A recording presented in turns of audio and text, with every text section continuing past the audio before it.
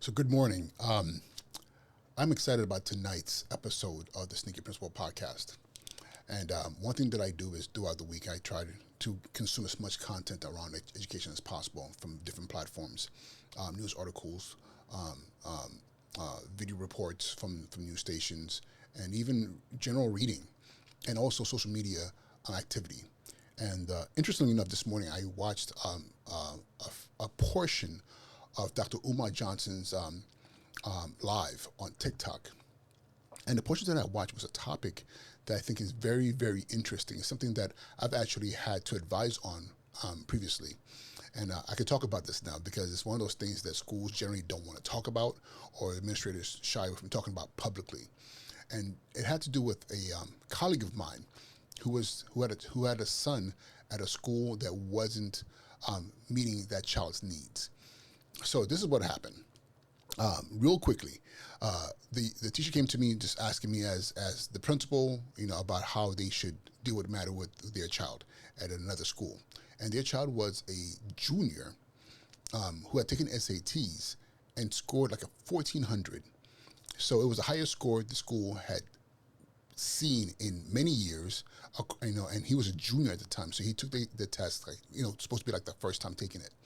And he scored relatively high. I think the school had like like the school's average was like around was 900, 1,000. The young man scored a 1,400, and and but what was also interesting because this young man had started taking a lot of his Regents courses. So Regents, for those of you who don't know and you're from out of state, these are the exams that you have to pass to be able to get to prove your proficiency in core content areas so you can get your diploma.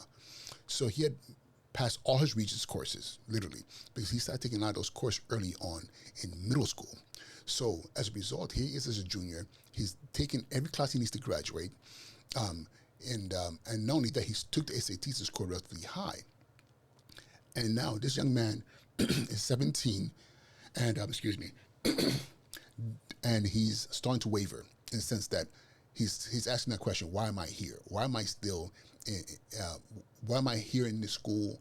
Why am I taking these courses that I've already taken before? I've already passed the Regents, and there's nothing really for me. So they're giving me fluff courses, and in some cases they're giving me the same course but just labeled differently. And so behavior starts to become a problem.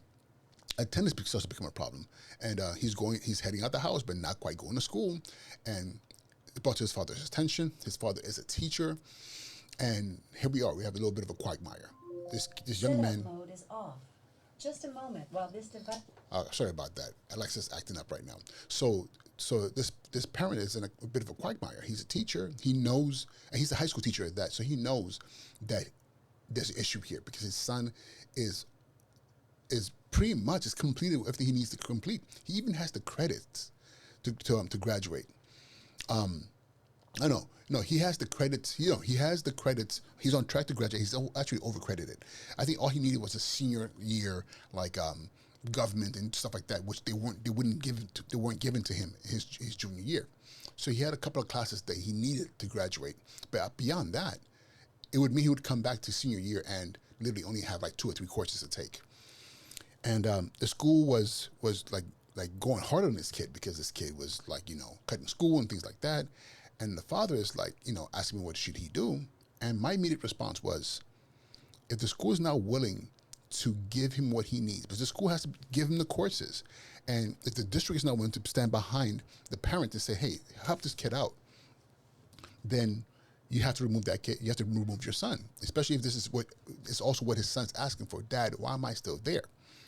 The, and the issue is this: I know the school themselves are asking are trying to hold on to him because he makes their numbers look good. That high SAT score, counts towards their college and career readiness.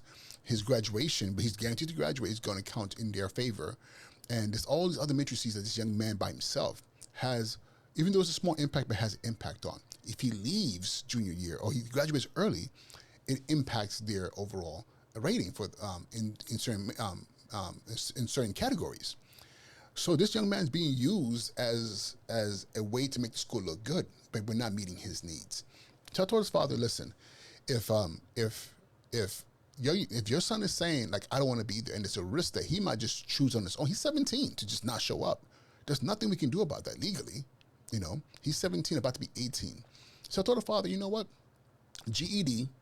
If the school's not willing to cooperate with you, and let the young man graduate, and only that, one more thing, he'd been given a early acceptance to college based on his SAT score by one of the colleges in New York. So my thing was, you're risking this young man falling out of love with his education and potentially not even going, because if he drops out and says, I'm not going, you can fight him all you want to. What are you going to do, drag him into the building?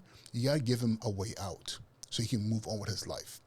So this parent and this colleague of mine went ahead and, investigated and found the GED program. The young man got his GED. This was in the fall of his junior, and that's the crazy thing. This was the fall of this young man's junior year. By the springtime, so he got his GED to pass his test, and if they scored really high, they spend the spring working.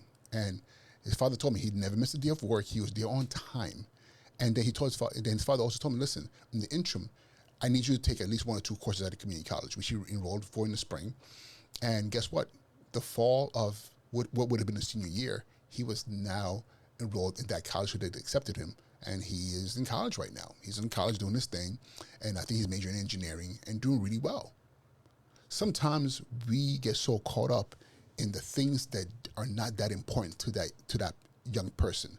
And we wonder why they push back, because at some point in time, they will see, like, wait a minute, this makes no sense. And we can't tell them because I said so, because this is what the rules are. Because, again, rules are meant to be broken. And I'd rather see that young man thrive than become disenchanted and no longer be, willing to move on with his education. So he's majoring in engineering. He's in college. I think now, man, this was like 3 or 4 years ago. So now he should be a senior now, about to graduate.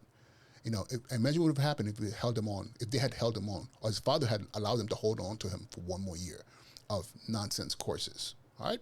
So I just want to share that with you real quick. Again, this is the kind of things we're going to be talking about doing a podcast at 10 o'clock tonight. That's Sundays, Wednesdays, and Fridays at 10 o'clock, about an hour.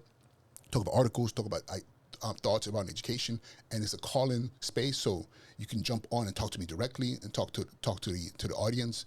And I look forward to seeing y'all tonight at 10 o'clock. All right, be well, peace.